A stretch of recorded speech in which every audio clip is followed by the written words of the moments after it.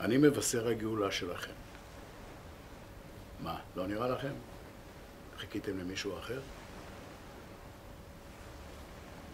אני היחידי שמתנדב.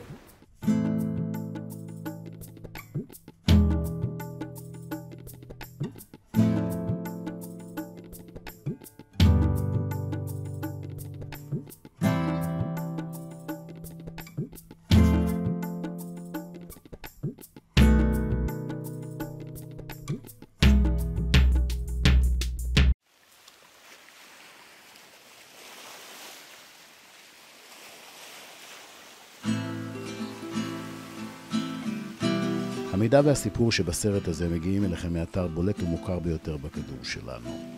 נקודת המפגש בין מדבר סיני, ים סוף והארץ המובטחת.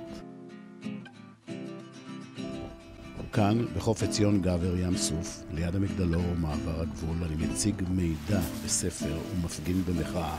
רגל אחת בגן עדן והשנייה בתא כלא. אסיר לשלטון מושחת.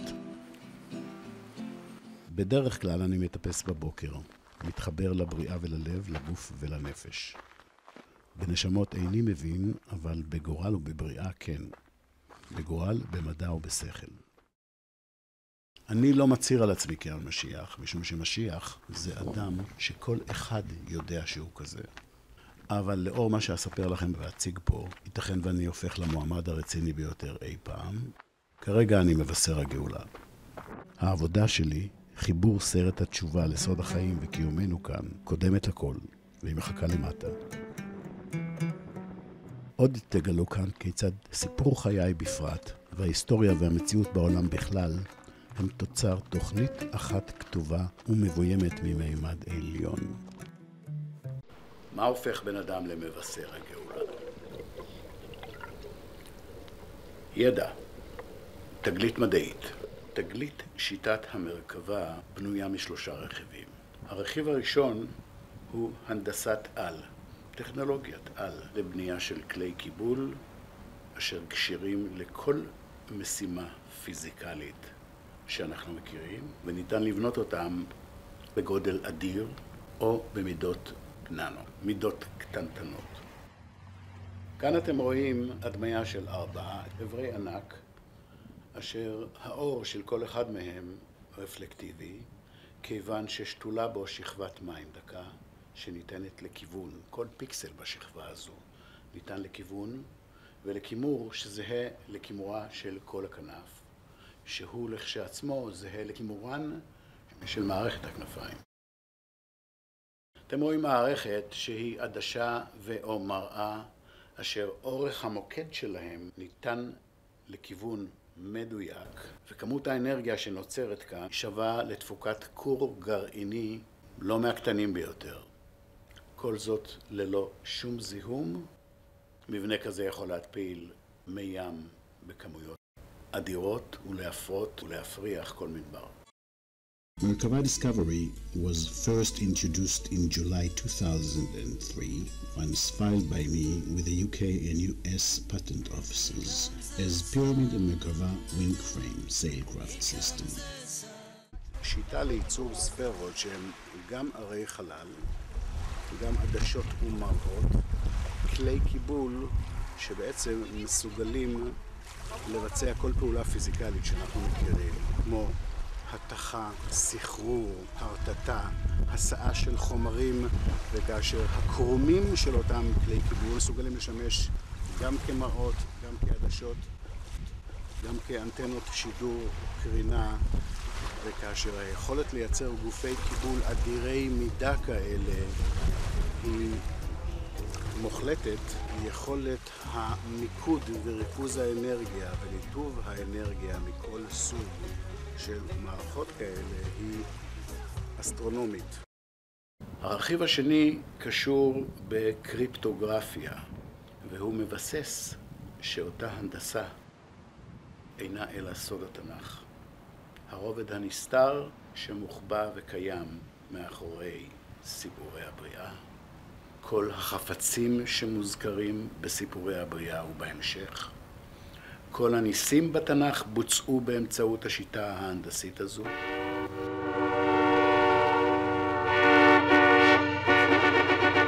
השופר וקול השופר הם אלמנטים תנכיים אשר מחוברים הן עם עוצמת הבורא והן עם בוא הגאולה.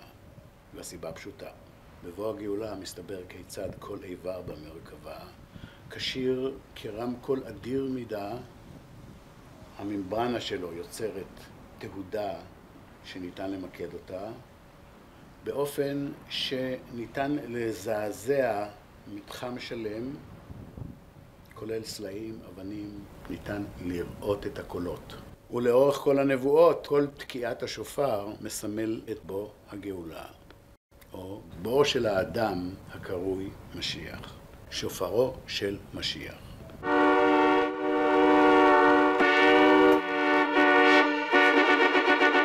הסרט הזה הוא בעצם שופרו של משיח.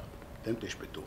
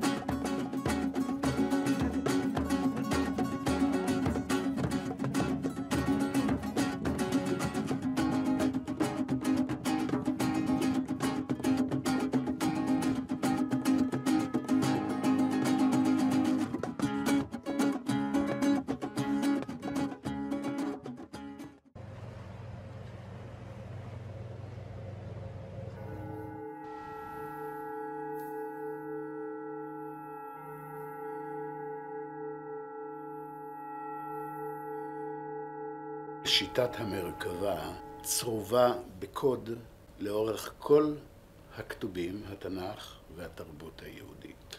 נתחיל באיבר בודד. הכישורים הפיזיקליים של כל איבר במרכבה כפולים ומכופלים מכל מה שהשגנו בטכנולוגיה עד עכשיו. איבר מרכבה אחד כשיר לבצע סימולציה, תפקיד, של שריר, גם של עלה, גם של עדשה, מראה, אנטנת שידור, אנטנת קליטה, חיישן. איבר מרכבה כשיר לבצע חיקוי לאופן התנועה של נחש, דג. ניתן לבנות אותו בממדי ענק. כל איבר במרכבה כשיר גם כצוללת, גם כמטוס, כלי קיבול שכשיר למסע בחלל. נדבר על זה בהמשך. קחו בחשבון שאתם שחקנים במחזה אלוהי.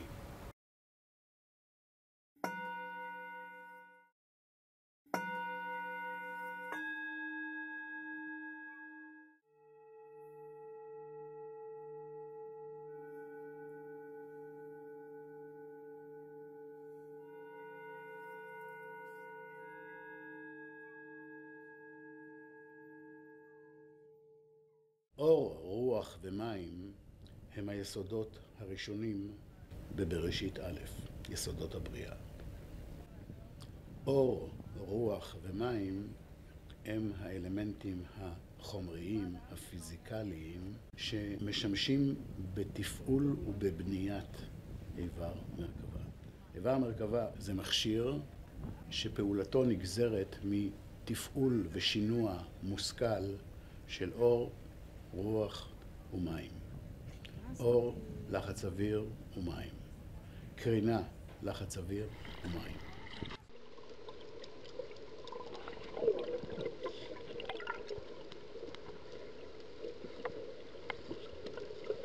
סודות ויסודות עולם הבריאה משתקפים באופן בנייתו ותפעולו של איבר מרכבה אחד. איבר מרכבה אדיר מידה מהסוג ששימש לבניית כדור הארץ, כאחד מ-12 או 24 איברים, או גם מהסוג של אותו היכל שירד על ירושלים. איבר מרכבה כזה בנוי מ7 קנים, שבכל אחד מהם נמצאים 7 קנים. המבנה הזה מייצג גמישות וחוזק בשילוב שאין לו תקדים. ההזרמה לכל אחד מהצינורות של 7 הקנים בתוך צינור אחד של כמות שונה של מים ואו לחץ אוויר ואו זרם החשמל גורמת ליכולת ויברציה של כל אחד מהצינורות בכל כיוון, וליכולת ויברציה של כל האיבר, אשר 7 צינורות משמשים כשלט שלו. מכאן 7 ימי הבריאה, כל שורשי המילה 7, או הספרה 7. שבועה, סובה, השימוש שבורא עולם עושה בשפה העברית למילה ימים, השימוש הכפול, אינו מקרי, והוא נועד לבלבל בין ימי בריאה לבין ימים שהם גופי מים אדירי נפח, אשר כמות המים בהם משתנה. כך בנוי ופועל איבר מרכבה. בתוך קני איבר מרכבה אדיר ממדים קיימים 7 קנים, אשר בכל אחד מהם 7 קנים. 7 ימים, אשר בכל אחד מהם 7 ימים. מכאן הקשר בין חג העומר, חג מתן תורה, לבין סוד הבריאה. רק אדם אחד ורק ידע אחד נועד להסביר את הקשר הזה שבין ימים לימים ובין הנדסה לסוד הבריאה.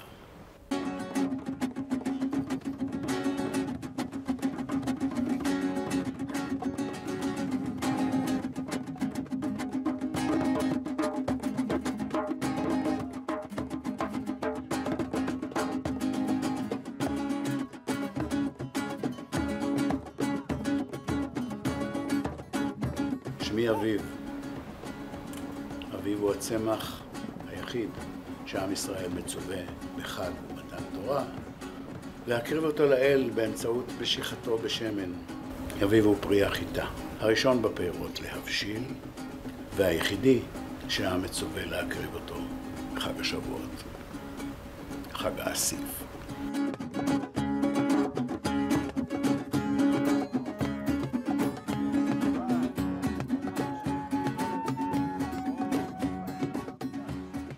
המילה רקיע בעברית מתייחסת למבנה או לצורת כיפת השמיים. איבר מרכבה, כאשר פרוס מעל הקרקע, ייראה כמשטח רקוע, בגלל צורת היריעה שתוחמת אותו.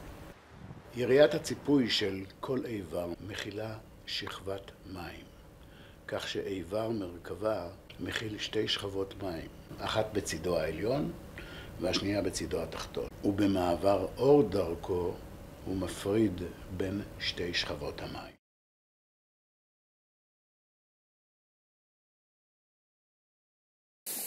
אנחנו בערב חג השבועות, ואתם מקבלים תורה חדשה.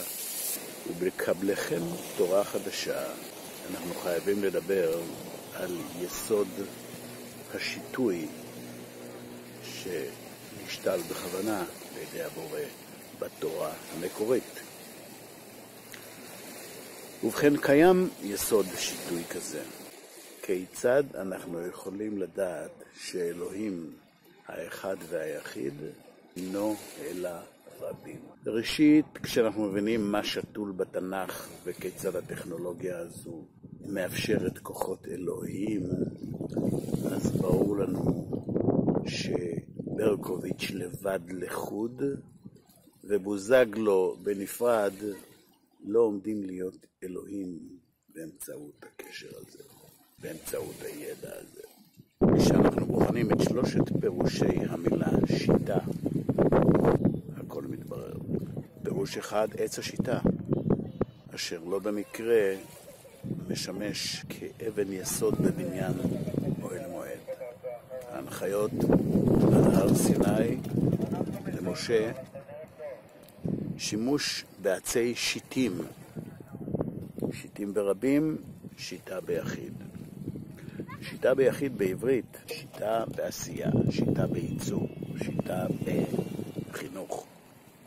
שיטת החינוך שבורא עולם בחר לגבי האדם כוללת מימד שיתוי. אלמנט השיתוי היסודי, הראשוני, וכבד המשקל ביותר, הוא העובדה שבורא עולם מייעד את האדם גם לאכול מפרי עץ הדעת, וגם לקבל דעת בסוף מחזה החינוך. האדם אכל מעץ הדעת, נכון? ובכן, האכילה הזו אינה מניבה את פירותיה מיד, אלא לאחר אלפי שנות חינוך. פרק בראשית א' בעצם מסגיר את המציאות.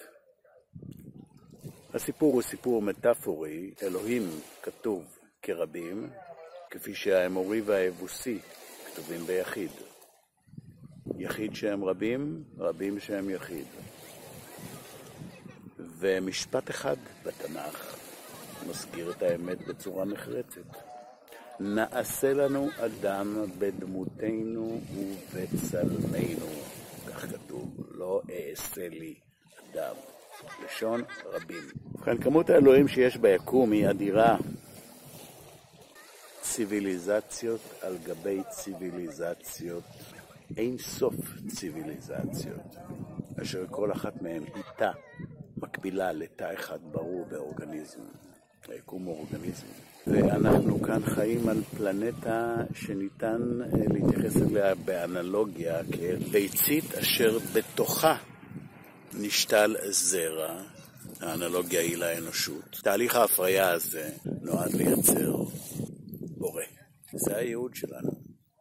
זה הייעוד שהוחבא בכל סיפור התנ"ך שדואג החל מנקודה מסוימת להפריד כל כך בקפדנות באמצעות מנגנון פולחן.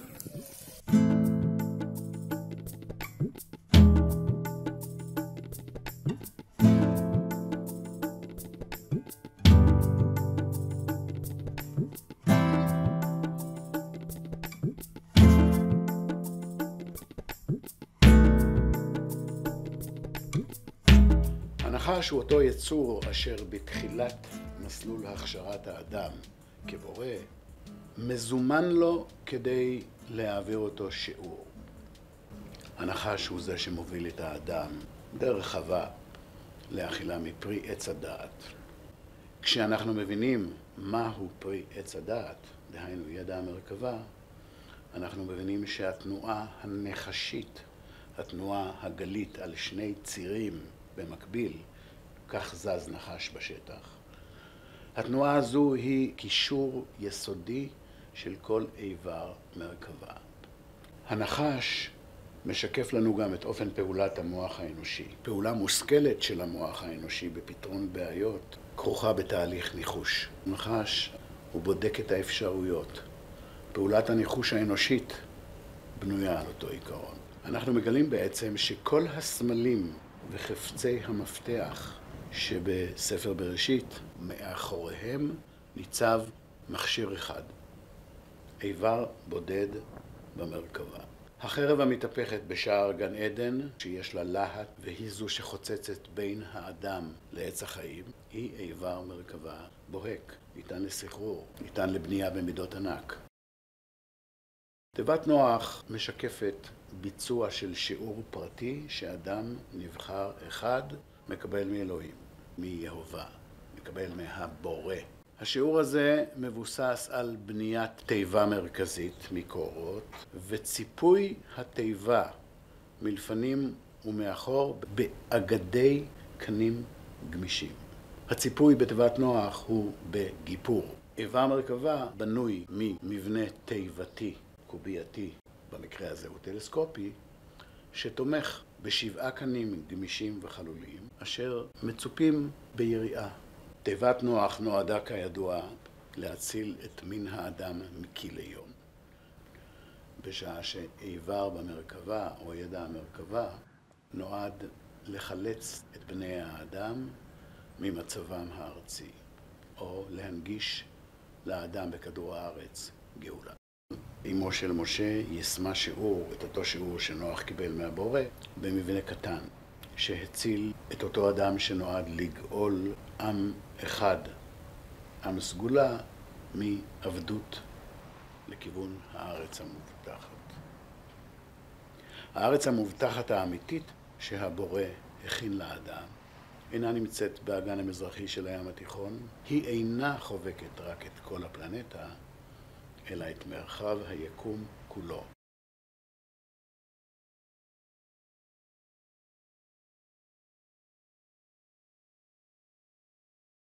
בתיבת נוח נמסר שיעור פרטי לאדם אחד נבחר.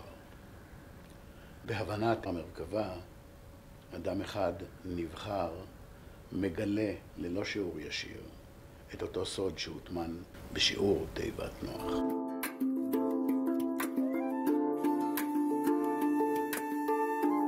בחרתי עסק משגשג כדי להפיק ולביים את הסרט שלי. כתבתי מערבון שמתרחש במהלך יממה.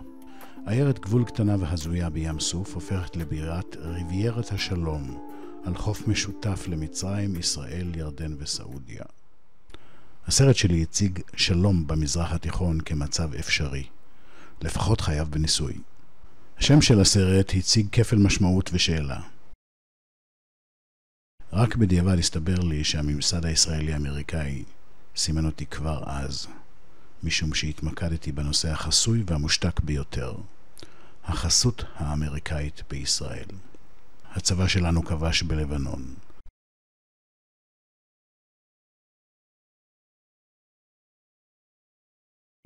שיעור מלחמת כיפור ואירועים כסבר ושתילה לא הופנמו. בינתיים לא גויסתי. הייתכן כי שוב אפקיד את חיי אצל קיסינג'ר, רוקפלר, בנק אוף אמריקה, בוש, שרון, רבין, פרס ושאר שכירי ההפקה הזו? עד מתי נקטל נהרוג ונהרוס בשליחות הכסף, הקומבינה? טסתי ללוס אנג'לס למצוא שחקנים וקונה לסרט על רצועת שלום בים האדום. ב-1983 אני בתל אביב ומקים חברה, זרם תקשורת והפקות בעם, להפקת הסרט שיצולם באילת, עם השחקנים שגייסתי בהוליווד. כאשר בורסת תל אביב קרסה בנובמבר 83, המשקיעים התקפלו, יחד עם משרד ההפקה. מפולת הבורסה השיבה אותי לאילת כדי לבצע סרט בדרך חלופית. עוד לא היה ברור איך. התחלתי ללמד קולנוע במכללה, נרשמתי לקורס ניווט אסטרונומי. אחר צהריים אחד אני מרחף גולש במפרץ ומזהה בנמל על הרציף דוברה. תיבה חלודה ללא מנוע. בעבר התעניינתי בה כמשטח צף לצילומי חוף. שאלה, האם אני יכול לרכוש אותה ולבצע את הסרט דרך תפעול שלה כבמה צפה ומפליגה או כמסעדה? ומה אם הכל יתמוטט כאן בישראל? הרי מפרס, הרוח תסיע דרומה, לאוקיינוסים בכל מקום, דוברה ובה בני משפחה וחברים, תיבת נוח או אי צף. הכנתי סרטוטים ובקשות והשגתי אישורים. מכרתי דירה, רכשתי דוברה ורשמתי אותה בזרם. בשנתיים יצרתי מחדש כלי קיבול שנבחור מושלש. הצלילה שלי כאן לכאורה לשחרור חבל העוגן היא סמלית, תמשך 10 דקות. בפועל אני צולל לגורל ותפקיד שנקבעו לפני הבריאה.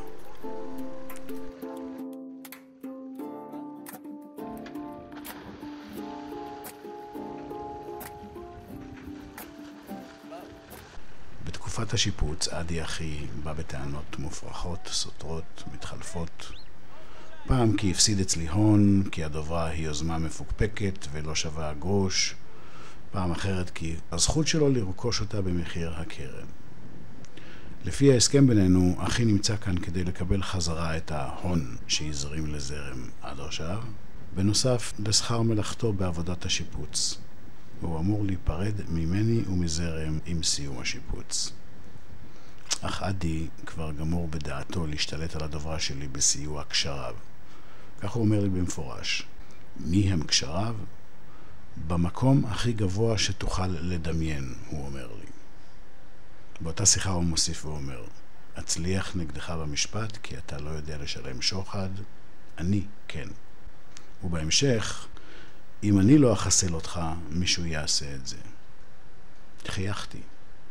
אני יודע שאין כוח או חוק שיכולים להוציא את הדוברה מבעלותי.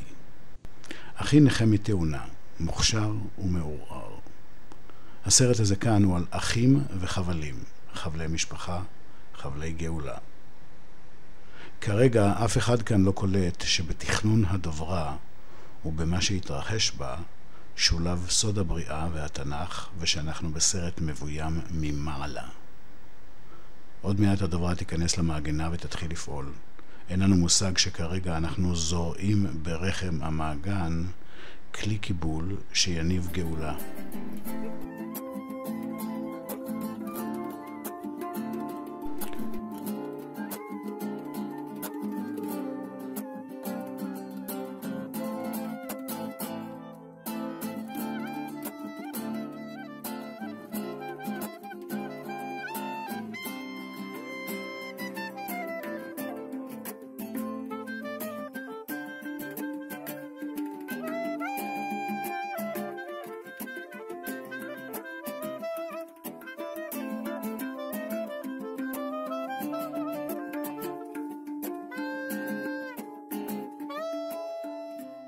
קשת בענן, ים סוף. ברית הקשת בענן זו הברית הראשונה שנכרתה לאחר המבול בין בורא עולם לבין כל בני המין האנושי. יומיים אחרי ט"ו בשבט 2016. הקשת בענן היא סמל נוסף לאיבר מרכבה. קשת בענן מורכבת מ7 קשתות בצבעים שונים. איבר מרכבה מורכב מ7 צינורות קשתיים.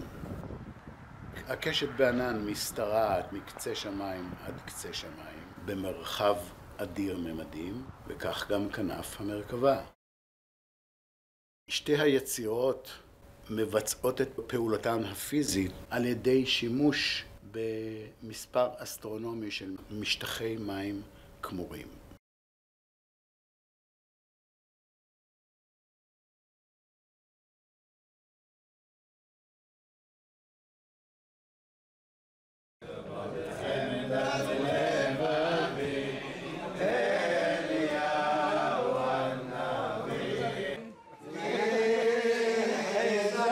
סמל ברית המילה נועד להחביא ולהסתיר סוד שיתגלה רק בהמשך. רק אדם אחד אמור לגלות אותו, והוא זה שאמור לפתור את כל החידון, חידון התנ"ך. הפעולה ההנדסית שמתבצעת בברית המילה היא הסוד, היא הפתח לסוד. הפעולה הזו בעצם יוצרת מתיחה של אור איבר הזכר, כאשר הוא זכור ומוכן לבריאה, גם להנאה. המשוואה ברורה. בשיטת המרכבה, אור כל איבר חייב להיות מתוח, בכדי שאותו איבר יתפקד כהלכה, גם מבחינה אופטית, גם מבחינה אווירודינמית, גם מבחינה הידרודינמית, וגם בטיפול בכל קרינה. האור של כל איבר חייב להיות מתוח. שיטת המרכבה מבוססת על מקבץ איברים שעובדים באופן מסונכרן. העם היהודי היא יצירה מאת הבורא, אשר בעצם מורכבת ממקבץ איברים, איברי זכר, אשר אור כולם מתוח. וזהו סוד ברית המילה.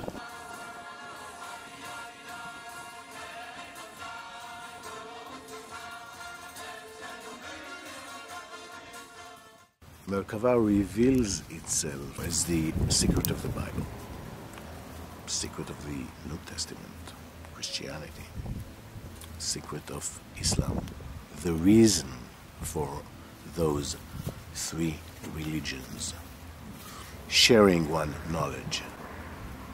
The reason for any religion on planet Earth, there's one story which is being revealed, which explains all the philosophical debates, researches ever explored by mankind, and at the same time lays a solution to any problem, may it be physical, social, economical, ecological, environmental. With Merkava, we achieve a new state of survival, a new state of existence on planet Earth and universally. We achieve as much desalinated water as we need and generate as much food as we can dream. with lots to give away. With Merkava, we reach understanding as to what we are doing on this planet. How did we get here? How this planet was created? How this solar system was created? And how the universe is basically working and operating. Naturally, we leave behind wars. We leave behind borders and nations, races. We leave behind the difference that currently we are burned with. With Merkava, humanity is headed to become angels. Angels are members of a creator civilization, craftsmen and crewmen in a creation project.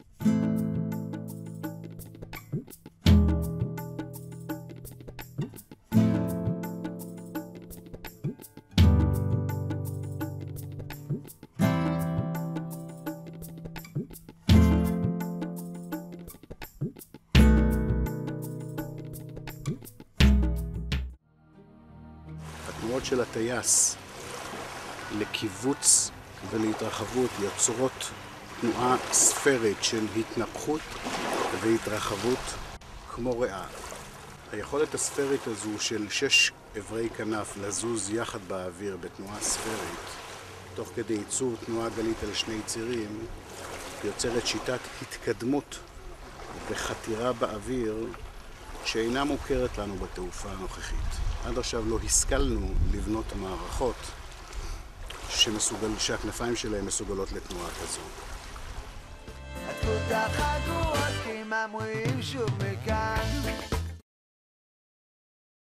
סולם יעקב הוא אירוע שנועד לרמוז לגבי קיומם של מבני ענק המתנשאים מהקרקע ועד השמיים, הקשר בינם לבין מלאכי הבורא אשר עולים ויורדים באותו מבנה, והפתרון הוא לפניכם. מבנה אדיר ממדים אשר בנוי מכנפיים, אלו הן כנפי השכינה, ומלאכים עולים ויורדים בו. אלה אותם מלאכים אשר במקום אחר מתוארים כבעלי 6 כנף. We are headed to become angels. Not yet. Before then, we shall implement the Merkava with a mind of a human being who has just realized that he has a higher level of operation. We can call it literally and practically a state of justice, a state of elevation. We are experiencing a staged, prescripted reality being executed exactly according to a scenario which is governed, controlled by the Almighty Creator. I do not come from a religious point of view. I was never a religious person. The story of revealing the Merkava and the story of the man that is supposed to present it are reported to us in details, very accurate details, in the Holy Testimony. You should see my name appearing there very clearly in exactly the locations and definitions that indicate prescripted reality. You should see the personal background I come from. One man who's supposed to arrive from captivity, from torture, having no degree, no academic papers. One man who carries knowledge and understanding of the open questions. One man is supposed to introduce a new knowledge and implement it. The job requires demonstration. The event planned to establish new reality on planet Earth has to do with the Red Sea and with Jerusalem. עכשיו ברור למה פסחתי על טקס בר מצווה בגיל 13. טקס בר המצווה שלי ושל האנושות נכתב ונמצא בתנ"ך כאירוע אחד. ועכשיו גם ברור איפה ייבנה מבנה המרכבה הראשון. היכל שמידותיו כהר יכול להיבנות רק בים עמוק, רק בים סוף.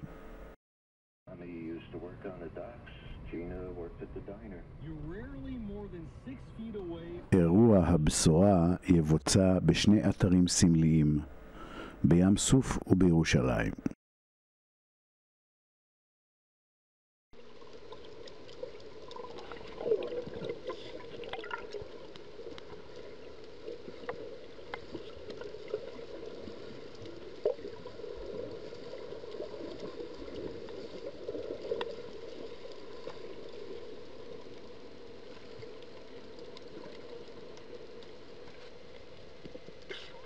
הרכבת מבנה כדורי ובתוכו תת מערכות כדורים מעברי עלים או מוטות ויריות תבוצע כאשר עברי המבנה יחוברו על פני המים ויושקעו ויוצפו שוב לפי סדר הרכבה שנקבע מראש. וכך בעצם מבנה ההיכל יצמח מתחת לבנאים.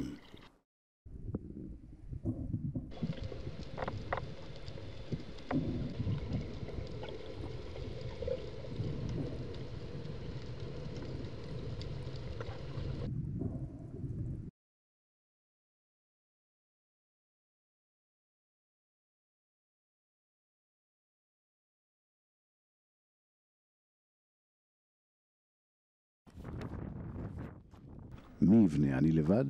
אין מצב, שטות. מובן שיחד, הרבה יחד, כמו אלוהים. אדם אחד ועם אחד שהוכשרו למשימה.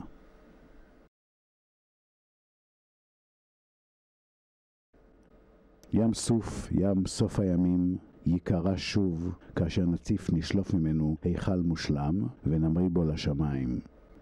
האירוע הזה נכתב בתסריט התנ"ך ויבוצע במציאות, כדי להפגין בפני העולם נס הגשמת נבואה.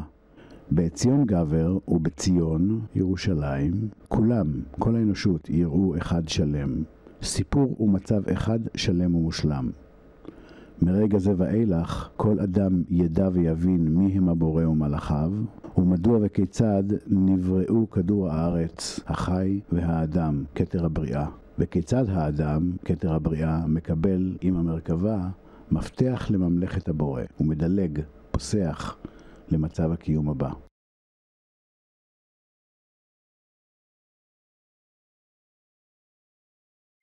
הארץ המובטחת האמיתית שהבורא הכין לאדם אינה נמצאת באגן המזרחי של הים התיכון.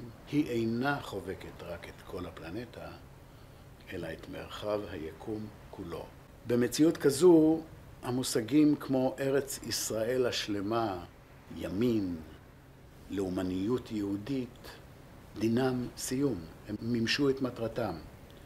אלו סמלים שמשקפים משהו נשגב וגדול לאין שיעור. אנחנו נועדנו להתמזג עם היקום ומי שברא אותו, ולא להתמקד בלאומניות מפספסת, מחטיאה.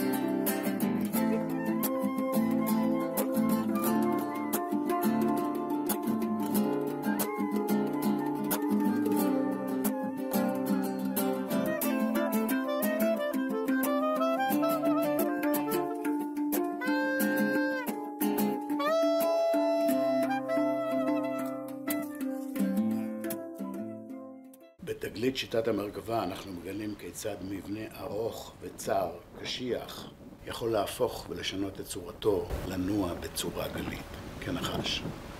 מכאן השימוש מצד תוכנית הבריאה בנס מטות שהופכים לנחשים ומטהו של משה כמובן, בולע את הנחשים האחרים, למען הסר ספק. שיטת ביצוע מופעי הבריאה והגאולה, מופעי התנ"ך, בוצעה לאורך כל הפלנטה על ידי אותו צוות בריאה. חרטומי פרעה היו בקשר עם אותו גורם שהנחה את משה, והפעיל גם את הנחשים האלה וגם את הנחשים האלה. יש לפנינו מעין הפקה של סרט ספיישל אפקט שנועד לייצר תהליך חינוכי, השכלתי, פסיכולוגי, שחובק אלמנטים כמו יראת השם, הערכה לכוחו וגדולתו של בורא עולם, הנצחה של הקשר בין בורא העולם לעם העברי, סלילת הדרך אל הארץ המובטחת על ידי בורא העולם וכיוצא בזה. סיפור יציאת מצרים הוא אחד מהסיפורים העיקריים שמשקף את אופן פעולת שיטת המרכבה. לכאורה בני ישראל, ככתוב, עברו בים סוף במשטח שאינו רטוב, חורבה. מימינם ומשמאלם מתנשאים שני קירות מים. בפועל בני ישראל עברו בין שני לוחות של עברי מרכבה, אשר צורה אחת שלהם יכולה להיות כלוח. בימי קדם העם העתיק לא הבין פלסטיק, לא הבין שקיפות, לא הבין קונסטרוקציות מלאכותיות אדירות מימד, ולא הבין שימוש מושכל בטכנולוגיה שהוא לא היה אמור להבין אותה, אלא רק לשאת את הזיכרון ואת הנס לדורי דורות. ים סוף לכאורה בלבד נקרא, כאשר למעשה עברי מרכבה מסודרים בשני טורים, יצרו מסדרון שקוף שבמורדו זולגים מים. רצפת המסדרון הזה נמצאת מעל פני המים בכלל, כאשר העם פוסע בגשר צר מאוד, כמילות השיר. כל העולם כולו גשר צר מאוד.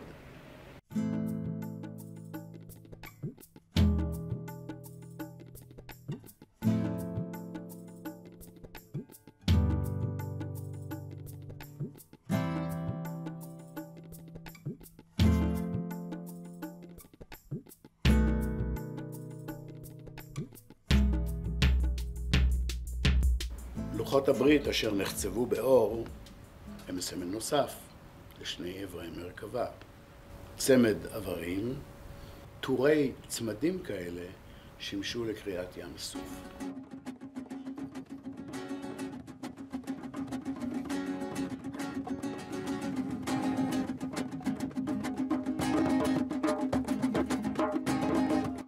אנחנו מגלים שאנשים שונים לאורך ההיסטוריה התחברו לסוד באופנים שונים ומשונים, אבל הנפיקו יצירות שמשקפות קשר לסוד.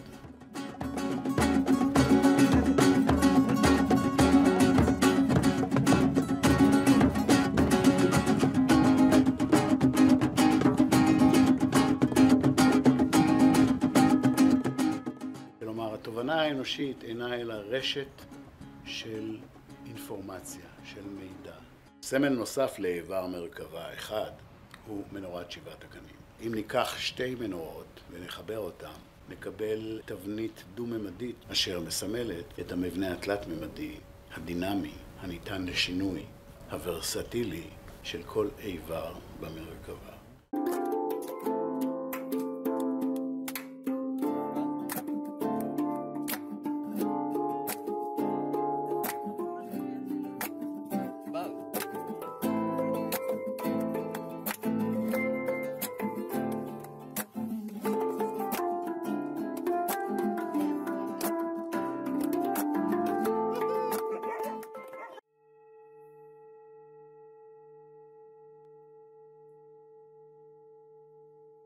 ובכן, המושג כנפי שכינה או כנפי השכינה אינו מושג ארטילאי, אלא מתייחס לכנפיים בממדי ענק, אשר חיבורם יחד מאפשר יצירת ספרות בממדי ענק, ספרות אשר שיטת המניעה שלהם מתנוססת לפנינו בכל מערכת השמש ובכל מערכת כוכב אחר מהשמש שנגלה בקרוב.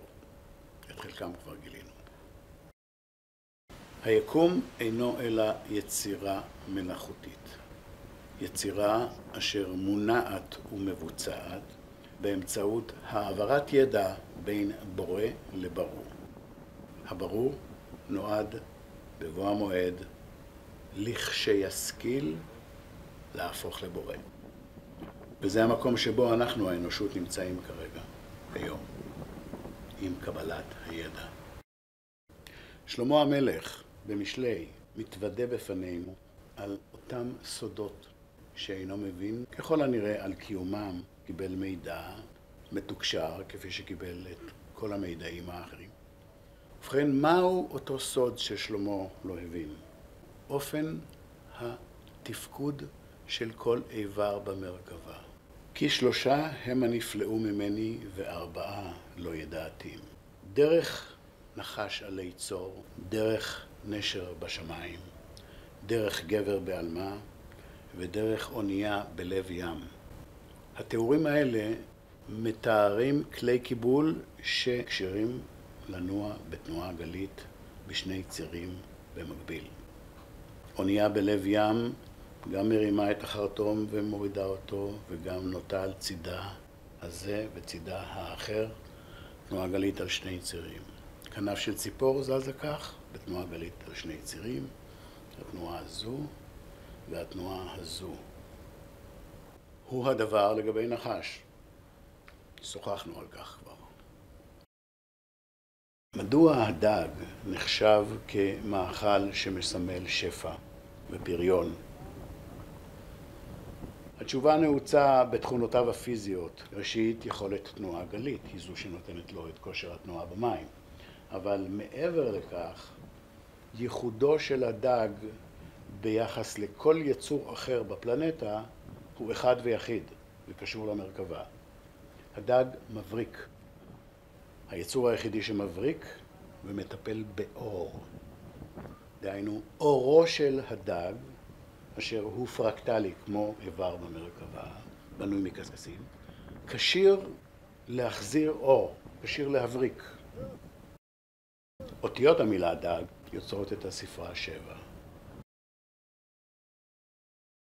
כלומר, מאחרי קיומו של הדג, מסתתר מבנה אשר הבורא מייעד אותו לבן האדם לכשישכיל.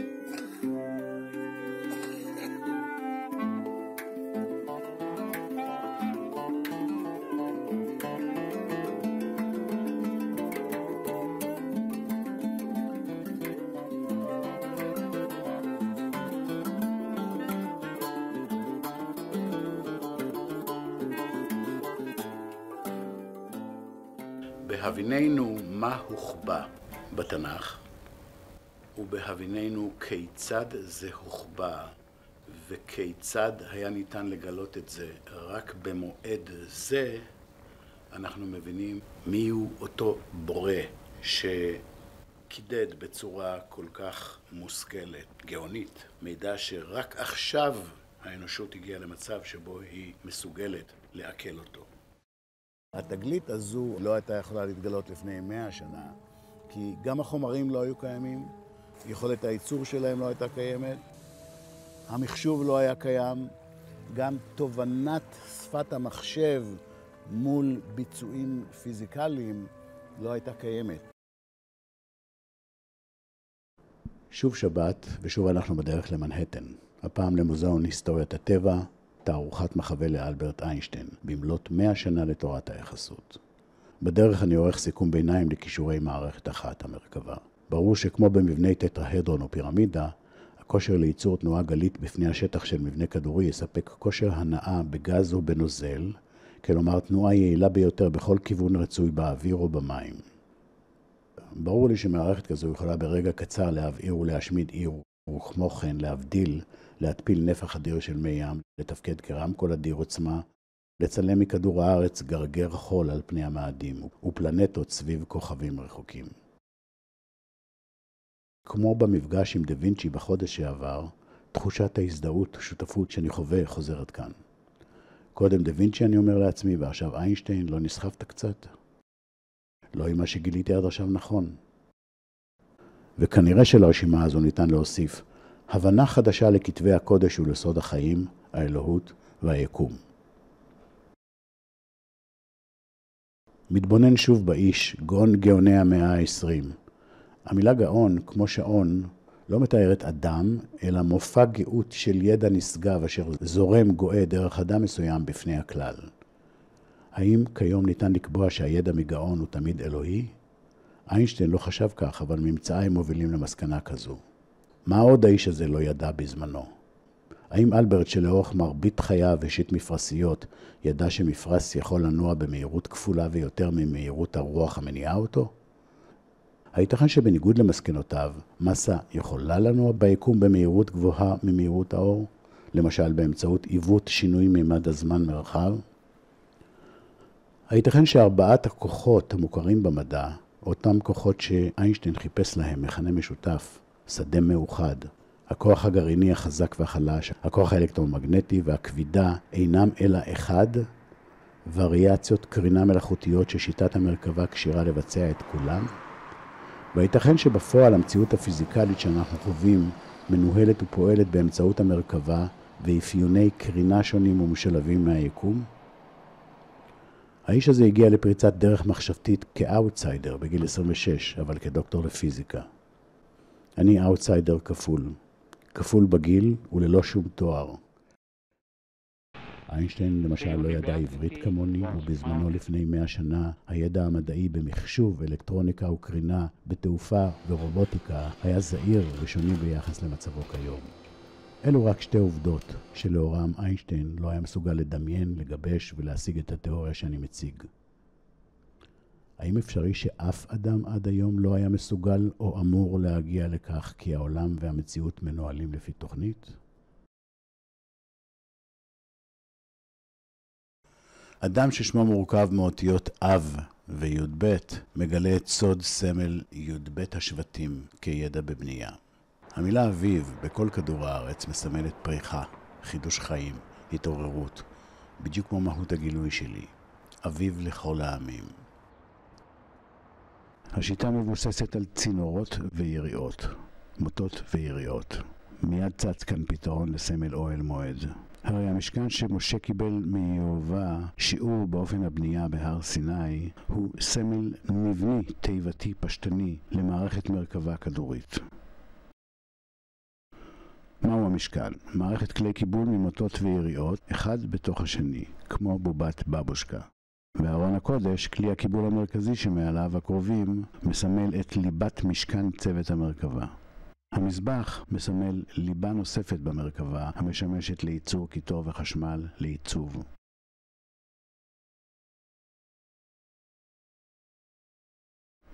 מנורות שבעת הקנים מציגות בדו-ממד את המבנה התלת-ממדי של שלד כל איבר במרכבה, הבנוי משבעה קנים.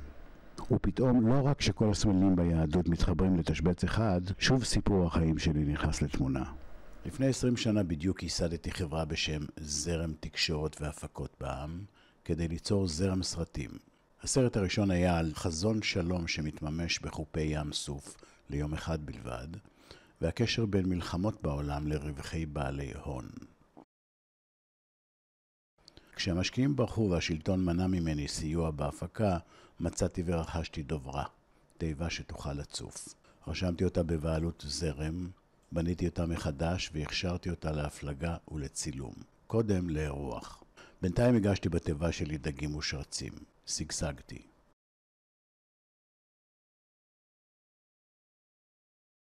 כשהייתי מוכן שוב להפיק את סרט חזון השלום, ושליטי ושופטי ציון, זקני ציון, שדדו ממני את הדוברה, תפרו לי שומי כזב ומשפטי שקר, וקלעו אותי, רצו לשתק ולחסל אותי, תיעדתי במסמכים ומצלמה ביתית. הדוברה שלי הפכה לתיבת השרצים הנפשעת ביותר והמוסתרת ביותר בישראל. כשהיהודים עינו וצלבו אותי, כל שליט ושריו, כל שופט, שוטר וכל אפיק תקשורת, זכיתי בילדים נהדרים, והתפרסתי ליצירת כלי קיבול ומפרס מרחפים ברוח. את המפרסית הקלה והיעילה בעולם המצאתי בתא כלא. ועכשיו, דרך אותה מפרסית אני מגלה, בגלות, כלים קשירים לקלוט, לנתב, להמיר, לייצר ולשגר כל תנועה גלית, כל זרם בנוזל, בגז, בקרינה ובהיקפים אסטרונומיים.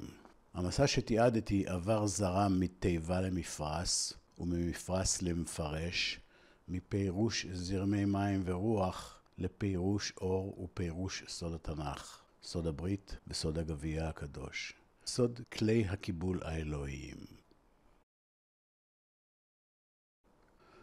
באופן טבעי בדקתי אם בעברית יש רמז, מסר מובהק במילה זרם. מיד גיליתי שאותיות זרם בסדר שונה יוצרות רמז ועוד מילים שכולן קשורות לסוד המרכבה ומהותה. וחיבור המילים יוצר משפט, שיר המתאר את התגלית. זרם, רמז, זמר, מרז, מזור, מזר. בעברית תופעה כזו נדירה ביותר. הזמן מחוץ לעבודה עובר עם ילדים בפארק, בבית הספר, בייסבול, עם המשפחה בארוחות, מנעמי אמריקה.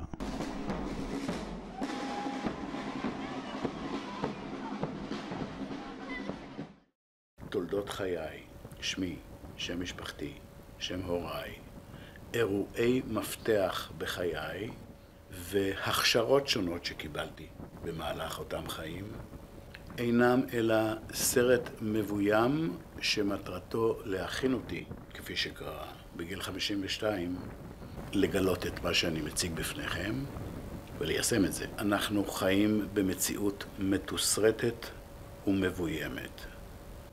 מציאות שבין היתר מניחה בפנינו עכשיו מצב אשר מפורט בדיוק רב בתנ"ך.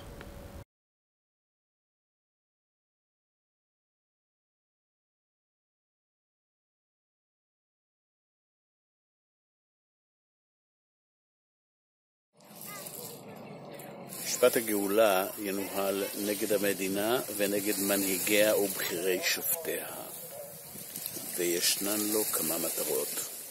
ראשית, לבסס באופן שאף אחד מהנתבעים אינו יכול לסתור את הלגיטימיות ואת הנכונות של תגלית המרכבה כסוד מח. שנית, לבסס את הכישורים ההנדסיים הניתנים לספק מענה ותשובה למגבלות ולשאלות אם כך. ובכן, לאחר שנבסס את זה, את העובדה שתגלית המרכבה, ראשית מהיבט הנדסי, מספקת פתרונות, ומהיבט תנכי מספקת את התשובה, התביעה הזו נועדה לשחרר אותי, עבדכם, מאזיקאי. כל זכויות היסוד שהשופטים שלכם מנענעים בהם כלולב נשללו ממני. הרכיב השלישי באותה תביעה הוא חיובו של בית המשפט את הנתבעים, דהיינו מי שעומד כיום בראש הממשלה, חברי הכנסת, להעביר באופן מיידי חוק אשר מכריז על מיזם פיתוח המרכבה בעציון גבר כפרויקט לאומי, כמיזם לאומי, בהתבסס על חוק המיזמים הלאומיים שקיים, הוא כבר חוקק, להביא שינוי חסר תקדים בכדור הארץ ולשחרר את כדור הארץ מהמגבלות המוכרות.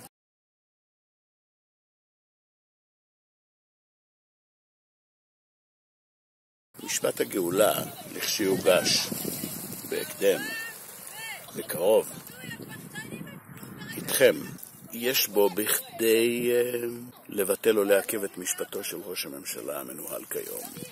פשוט מפני שהיריעה שנידונה בו רחבה יותר ויש בה כדי להשפיע, בברורה יש כדי להשפיע על ניהול המשפט הנוכחי, הפלילי, בטענות זוטריות לחלוטין.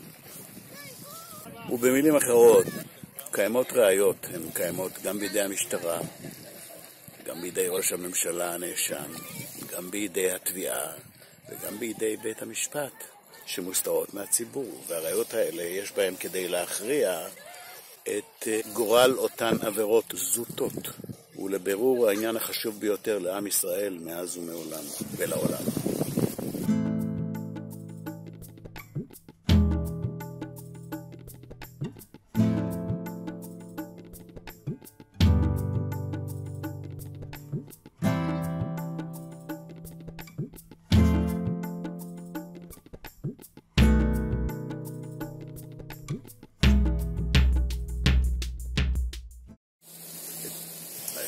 האחרון, היכל הבורא שירד מעל ירושלים. המבנה הזה יוקם כאן, בים מאחורינו, בציון גבר, עין ציון וגבר. וזה יקרה לאחר ניהול משפט גאולה לעיני כל העולם.